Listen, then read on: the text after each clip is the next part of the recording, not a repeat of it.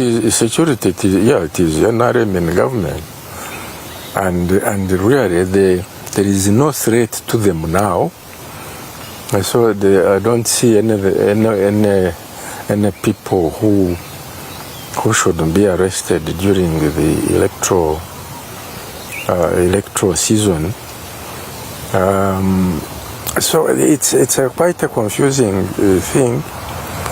Now, as an elder, my main worry, because there are lots of quarrels at individual constituency level, at party levels, and now at national level between parties and so on. So the only thing I could say I pray for is that we maintain peace during this electoral season and during the elections, the days of the election, and after. So the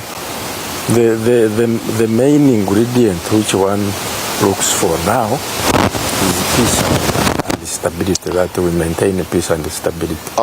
When you look at the level of preparedness from across the entire political aisle, the Electoral Commission, the security, and of course the political actors, what do you see? I'm sure the Electoral Commission should be adequately prepared, but I have been seeing complaints by groups which wanted to have be registered for observer status, and they are not getting it, and I am not sure why those who want to be observers should not be proper accredited by the Electoral Commission. But the Electoral Commission is now a body which has been there for some time. I'm sure those ones will handle it. On 4 occasions they have been altering the roadmap. Does it speak to anything? I had suspicion that was related to the resources. They are not in charge of the release of resources to them. That's what I thought. I thought that they were adjusting the program depending on how they see the resources coming in, but not about preparedness. Those ones should be prepared. The ones whom we have seen unprepared are the electoral machinery of parties. Those ones are not there. And indeed, it is very difficult for parties to have machinery for internal primaries and so on. It requires a lot of resources.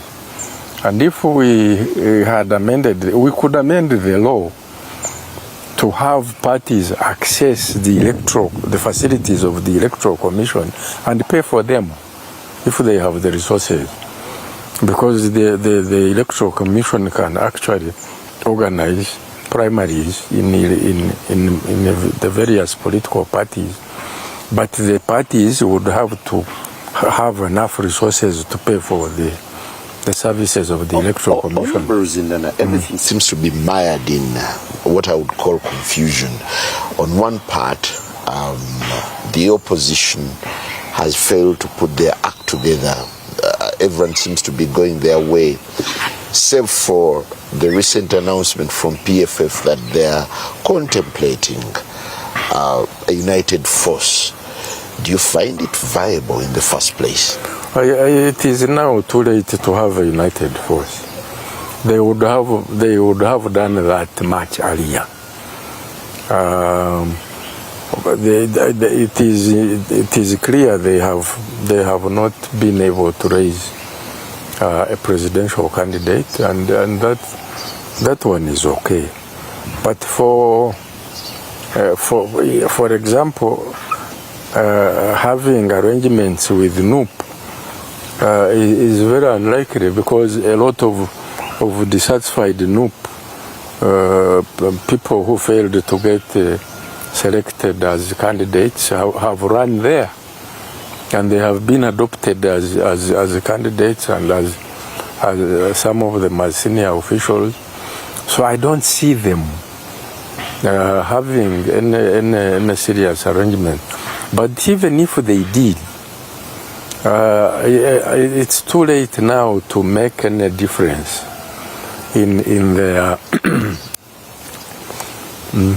to have any difference, to make any difference in their strength, because the time to raise candidates is passing.